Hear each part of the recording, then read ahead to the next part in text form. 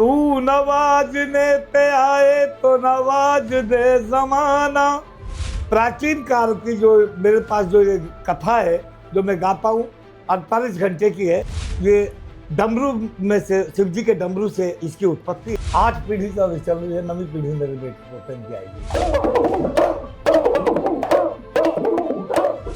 आपको पद्म पुरस्कार में नाम आ गया, हमने उस पर लाइन देखी आज तक में। तो मेवाती और जोगी का कॉम्बिनेशन कैसे बना? तो हमारी जाति जोगी है, इस्माइल नाथ पंथ था। समाज ने किस तरह से इसको लिया? इसके लिए देश के प्रधानमंत्री के लिए लंका चढ़ाई पर आप अपना प्रसंग सुनाते हैं।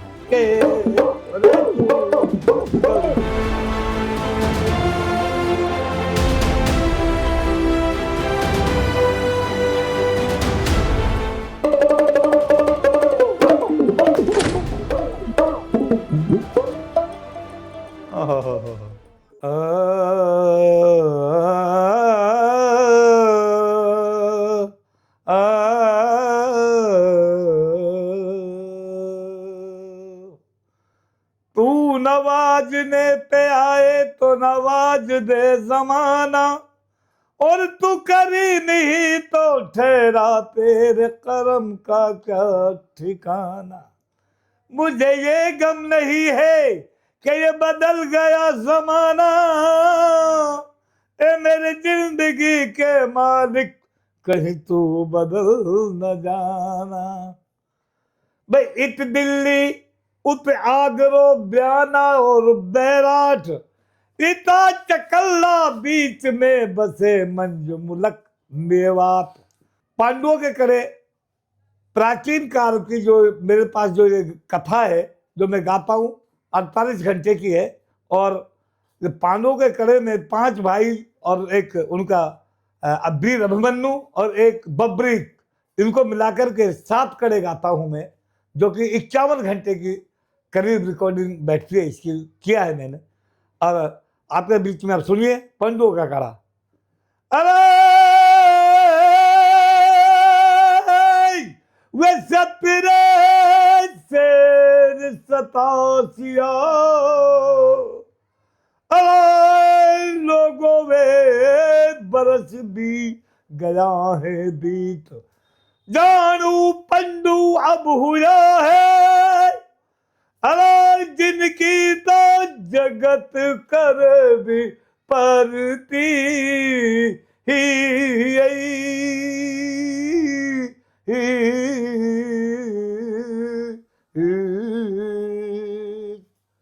भाई 1787 बरस गया है बीत, जानू पंडू अब हुआ जिनकी जगत करे पत्ती। कौन कहाँ के दास्तान होते हैं? हत्तापुर के, हत्तापुर जो आज की दिल्ली है वहां को हस्तिनापुर ही कह गया पहले। वहां के दास्ता कौन की राजधानी कैरोर पंडोन की। नमस्कार साथियों, मेरे साथ हैं गफरुद्दीन मेवाती। आपने जो अभी पांडवों के कड़े सुने, ये आपको आज सुनाते हुए अरसे बीत गए हैं, लेकिन फिलहाल भारत सरकार के द्वारा इस 26 जनवरी को जब पद्म पुरस्कारों की घोषणा हुई तो आपको पद्मश्री पुरस्कार से नवाजा गया है। मेरे प्यारे साथियों, ये सौभाग्य अलवर शहर का है। मैं अलवर का निवासी हूं और मुझे जब मेरे ही कुछ किलोमीटर दूर ये जानकारी मिली कि गफरुद्दीन मेवाती, जिन्हें जाना जाता है अपने रामायण की पंक्तियों के लिए, भपंग वादन के लिए और पांडवों के कड़े के लिए, तो मन में सहज ही एक जिज्ञासा बनी कि इतना दूर बैठा एक व्यक्ति जिसने 2 पर्टिकुलर आस्थाओं को एक साथ सामंजस्य में लेकर के पूरे देश में नाम कमाया, आप साहित्य के पुरस्कारों से नवाजे गए। साहित्य अकादमी पुरस्कार से आप ऑलरेडी सम्मानित हैं। इस दीवार पर लगी हुई जो तस्वीरें हैं ये इस बात की बानगी हैं कि आपने देश में बहुत नाम कमाया है। आज हम आपके संघर्ष को और आपके मिले इस सम्मान को सेलिब्रेट करने इनके घर पधारे हैं। आपके सामने जो इनके वाद्य यंत्र हैं, इनका भी अभी हम इस्तेमाल होते देखेंगे। तो सर, एक बार के लिए इस पूरे वाद्य यंत्र का हमें बताएं कि ये कार्य कैसे करता है। जी, ये एक तार का साज है, इसको भपंग कहते हैं जी। और ये डमरू में से शिव जी के डमरू से इसकी उत्पत्ति है। एक तरफ हमने इसमें बकरा का चमड़ा लगाया हुआ है और एक तरफ ये खाली है, इसमें वायर डाल के तार और इसको बजाते हैं सब। हाँ, ये एंटीक पीस है डमरू का और इसमें साहब ये धागा प्लास्टिक का होता है? अब प्लास्टिक का है। पहले प्लास्टिक की जगह कुछ और होता होगा। पहले जैसे रुई तांत होती है, जिससे रुई हाँ ढोते हैं, हाँ। वो पतली वाली उससे काम लिया करते हैं। इससे बहुत तुम भी है ओरिजिनल, तुम भी Original। कुछ पैदा नहीं होती ना लोकी। अच्छा, अब वो लोकी है ये। ओ ये लकड़ी का बना हुआ है। ये लकड़ी है, ये तुम भी original है। तुम भी का। बहुत बढ़िया और इसका वजन देखिए आप। जी।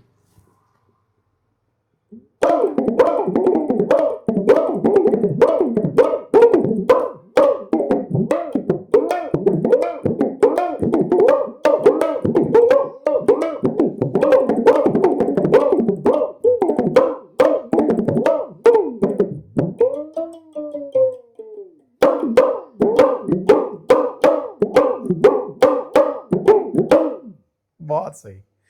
मैं तो सर केवल धुन सुन के ही मोहित हो गया। ये भपंग सर जो आप बजा रहे हैं, इसका कब से साज का आप उपयोग कर रहे हैं सर? इसके साथ 8 पीढ़ी का चल रही है, 9वीं पीढ़ी मेरे बेटे पोते की आएगी। अच्छा, 8 पीढ़ी से? 8 पीढ़ी से पहले दादा परदादा पिताजी, उसके बाद मैं, फिर मेरा बेटा है शाहरुख खान है, अच्छा। तैयब खान छोटा भाई वो है, और ओके। एविल नाम का एक पोता है, एक डेविल है, हाँ। एक टेक शर्मा नाम का एक मेरे साथ शिष्य और है, ओके। और साहब जी के एक ननक नाम का है, वो सीख रहा है, और मतलब कम से कम 35 लोग मेरे उसमें। बहुत बढ़िया, बहुत बढ़िया।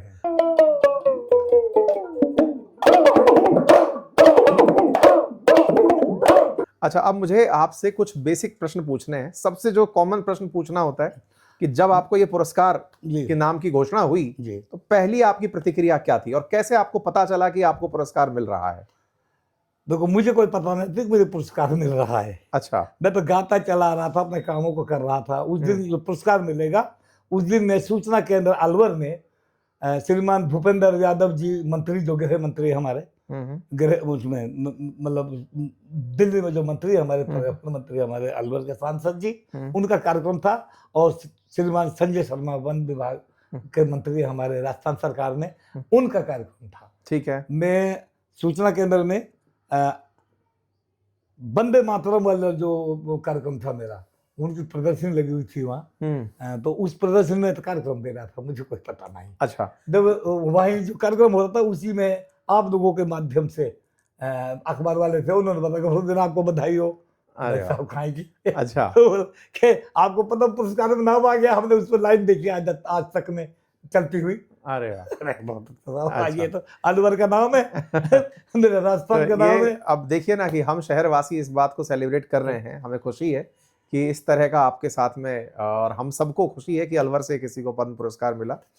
तो जब पहली प्रतिक्रिया परिवारजनों को ये बात पता चली कि ऐसा कोई पुरस्कार मिला है, तो इन सबके सहज भाव क्या थे? क्या ये जानते थे कि पुरस्कार क्या होता है, या इस सम्मान का मायना क्या होता है? नहीं, ये कुछ नहीं जानते। ये तो जो खुश हुए कि कई चीजें पद्म, जो पद्मश्री मिले तो कैसे दिखाना है, तो बता चाहिए, अभी कुछ नहीं जानते इसके बारे में। और कब आपके हाथ में आएगा?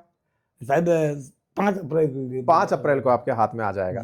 तो पद्म पुरस्कारों की जो घोषणा है ये होती है 26 जनवरी पर, और फिर उसको आपके हाथ में दिया जाएगा, और उसका एक समय होता है। आपको 5 अप्रैल के आसपास की जानकारी दी गई है। सरकार से कोई ऐसा कागज जो आपके पास आया हो जिसमें ये दिखाया गया हो कि साहब ये आपका नाम है और हम इस तरह से आपको सम्मानित करने वाले हैं, ऐसा कुछ मिला? अरे मुझ दिन तक बाद में लिस्ट में उसमें नाम आया था। अच्छा। तो वो लिस्ट बताई उन्होंने, 41 नंबर पे नाम है अपना। अच्छा। अलवर का गफरुद्दीन मेवाती जोगी, ठीक है। 8 अलवर राजस्थान। तो ये तो हुआ आपसे सामान्य परिचय जो इस घटना से जुड़ा है। अब मैं थोड़ा सा पीछे लेके चलूंगा। नाम गफरुद्दीन मेवाती जी, मेवात अपने आप में, और जोगी। तो मेवाती और जोगी का कॉम्बिनेशन कैसे बना, ये थोड़ा सा बताइए। ऐसा सर, हमारे पूर्वज जो थे वो चौहान वंश से हैं। हमारा निकाल है अजमेर के पास में सामर से। अच्छा। तो हमारे एरिया में 210 गांव बसे हुए हैं चौहान वंश के ठाकुरों में से ही। अच्छा। जो आजकल मेवात कहलाती है, वो मेव जोगी, वो मतलब मेवात, मेव समाज के लोग रहते हैं। अच्छा, मतलब चौहान राजपूत जो हैं, हाँ, उनसे ये अपने आसपास के जो 210 गांव बसे हैं। हाँ। ठीक है, फिर? और उनके वहां पे सब, हम पहले वहां से उनके साथ ही निकल के वहां से आए यहाँ, जो मुगलों से झगड़ा हुआ, हम्म। छोड़ करके अकबर बादशाह कोई था जो उससे लड़ने के लिए उनके पीछे यहाँ बसा पूरा हमने रह दिया। ठीक है। तो हमारी जाति जोगी है, इस्माइल नाथ पंथ था एक, 9 नाथों में, ओके। और मतलब गुरु गोरखनाथ के 9 नाथ है। वो ओके। आप हिस्ट्री उठा के देखते हैं तो उसमें 9 नाथ है। हाँ हाँ। 9 नाथों में एक इस्माइल नाथ पंथ है, हम्म। उस पंथ से हम लोग हैं ओके जोगी, ओके। हैं जोगी, इस्माइल नाथ तो पंथ के जोगी। ये अपने आप में आप सभी लोग जो देश के किसी भी कोने में बैठकर इसे देख रहे हो, उन्हें इस बात से थोड़ा सा जानकारी मिले कि जो राजस्थान में मेवात समुदाय है, जो धर्म में इस्लाम मानता है, इनकी जो ओरिजिन है ये हिंदुस्तान के ही राजस्थान के अंदर अजमेर के चौहान वंश से आपकी नीतियां जुड़ी हुई हैं, पीढ़ियां जुड़ी हुई हैं, और आप इस बात में इसी के लिए अपने सरनेम में जोगी लगाते हैं। ठीक है सर, लेकिन जब आपने ये सब चीज की तो समाज में आपके समाज की प्रतिक्रिया क्या रही? समाज ने किस तरह से इसको लिया? इसको थोड़ा सा मुझे ऐतिहासिक दृष्टिकोण से बताएं। समाज ने बहुत अच्छा लिया, उन्होंने देश के लिए और देश के प्रधानमंत्री के लिए हाँ। और सरकार के लिए बधाई दे रहे हैं सब लोग अरे कि बधाई हो, जब से हमारा देश आजाद हुआ, जब से हमारे मेवात के लिए कोई अवार्ड नहीं मिला है। ये ओह। हमारा जो है मेवात के नाम से जो अवार्ड दिया गया है, हम उसके लिए अब बहुत बधाई देते हैं। तो बहुत आपने उसके अपने आभारी नाम हैं। में मेवाती नरेंद्र लगाया हुआ मोदी है। जी का, प्रधानमंत्री नरेंद्र मोदी जी का बहुत आभारी है हमारा क्षेत्र, सब लोग कहना बहुत आभारी है। जब बहुत। से हमारा देश आजाद हुआ किसी ने हमारे लिए अवार्ड नहीं दिया, अब की बार दिया है, हमने भाई उसको बधाई और सरकार को ये बधाई। निश्चित ही पहचान का काम है। जी। अच्छा, आप कुछ हमें रामायण की, जैसे आपने कहा लंका चढ़ाई जी। पर आप अपना प्रसंग जी। सुनाते हैं, हाँ। कोई पंक्ति आपके मुंह से सुन जी। पाए?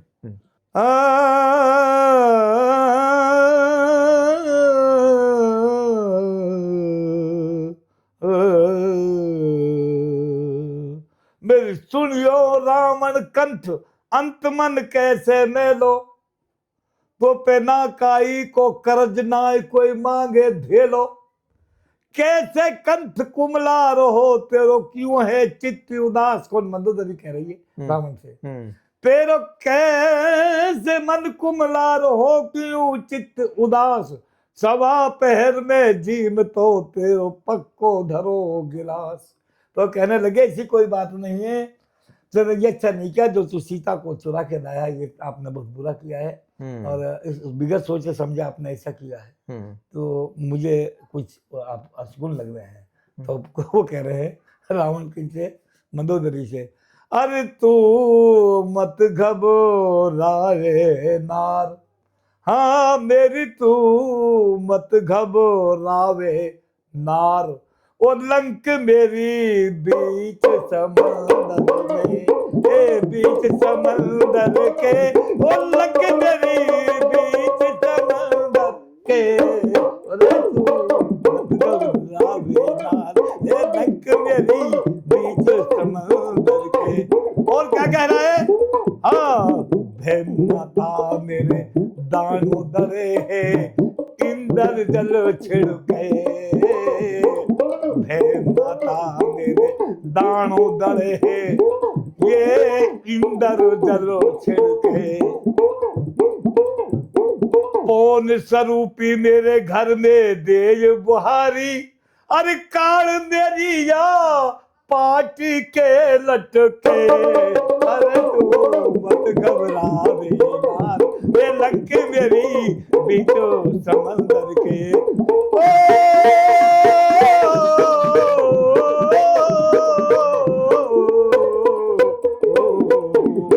अरे तू मत घबरावे नार, वो लंक मेरी बीचो समंदर।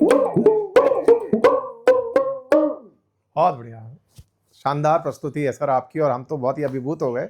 आपका जो सुरताल मैच खाता है और आपकी उम्र के साथ, और जो आपका जज्बा है ना, ये तो ऐसा प्रतीत होता है कि किसी बच्चे की तरह है। मैं उसी दिन से डेली लगातार गा रहा हूँ। कितने समय से आवाज लगभग गा रहे हैं? 15 दिन लगातार कार्यक्रम चले, रात दिन। अच्छा। रात में 3 बजे यार पहुंचा हूँ, मेरा अजमेर कार्यक्रम था अभी यूनिवर्सिटी में, अभी वो सम्मानित के लिए बुलाया था, कुछ बच्चों के लिए उन्होंने प्राइज बंटवाई थी मुझसे बहुत बढ़िया सम्मान में।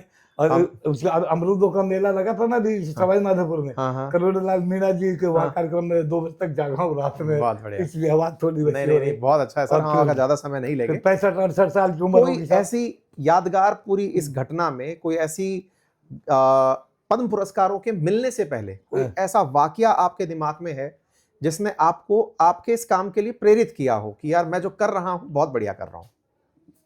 ऐसा कोई यादगार क्षण किसी ने पहचाना हो, किसी ने सम्मानित ऐसे किया हो जब आपकी अपेक्षा ना रही हो? देखो, मुझे सम्मानित हमारे दिल्ली में किया, मुझे नूह में किया, मुझे यहाँ हरियाणा में भी एक कार्यक्रम था। वो बोला भाई लगे रहो, हमारा एरिया का नाम तो है और आप जब तक जियोगे ये विधा बची रहेगी और आप मर के तो विधा खत्म हो जाएगी, कुछ बच्चों को और सिखाओ। तो इसलिए मैंने 33 बच्चों के लिए सिखाना चालू किया। दोबारा जो पंडों की जो कला है ये एक बहुत बड़ा वो है, इसके लिए भी मैंने बचाने के लिए और बच्चों को और सिखाना चालू कर दिया। और उन्होंने कहा तुम लगे रहो, किस दिन तो बैठे नदिया किनारे किनारे, किस दिन तो लहर आएगी। मुझसे कहा, मैं बोला भाई हमारे खानदानी काम, इससे हमारा गुजारा होता है, यही हमने चला, और कोई काम नहीं हम करेंगे। एक बार बहुत बड़ा आपको मैं वाक्य सुना रहा हूँ कि चीन के बॉर्डर पे कार्यक्रम था मेरा। अच्छा। उसमें क्या कहते हैं, तीरी मनेरी चक्राता में था ऊपर, ठीक है। और हूँ बारिश चालू हुई साहब, और रात भर बारिश वहां बरसी, बहुत तगड़ी बारिश हुई। तो वहां मैं एक भजन गा रहा था उस वक्त उद्घाटन के कार्यक्रम में। अरे घरे आ गए लक्ष्मण राम, पूरी मेरा आनंद भई, घरे आ गए लक्ष्मण राम, पूरी मेरा आनंद भई। ये बात कौशल्या पूछने लगी, कहो युद्ध की बात, अरे हर राम को मत कौशल्या पूछने लगी, कहो युद्ध की बात। ये कैसे तो ही रामन मारो, कैसे लाए सिया साथ, पूरी मेरा नंद भाई के, अरे तू ये धक मेरी बीच समंदर के। और क्या कह रहा है, हाँ माता मेरे दानो दरे है, ए अंगद ने दरवाजो तोड़ो, ए कूद पड़े जी हनुमान, तोरी मेरा नंद भाई रे, घरे आ गए लक्ष्मण राम, तोरी मेरा नंद भाई।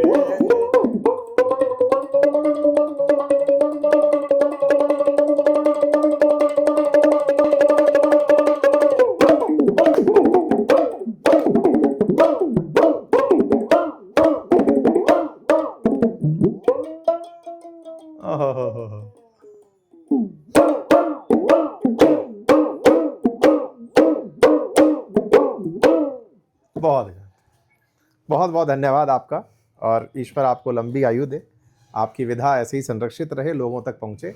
जैसे आपने शहर का मान बढ़ाया, पूरे देश का मान बढ़ाएं, अंतर्राष्ट्रीय ख्याति प्राप्त करें। इसी के साथ बहुत बहुत धन्यवाद आपके इस कीमती समय का। धन्यवाद। मैं भी आपका बहुत आभारी हूं साहब, जो आपने यहाँ तक मुझे ढूंढा। नहीं, अब आपको देश ने ढूंढा है साहब। Thank you.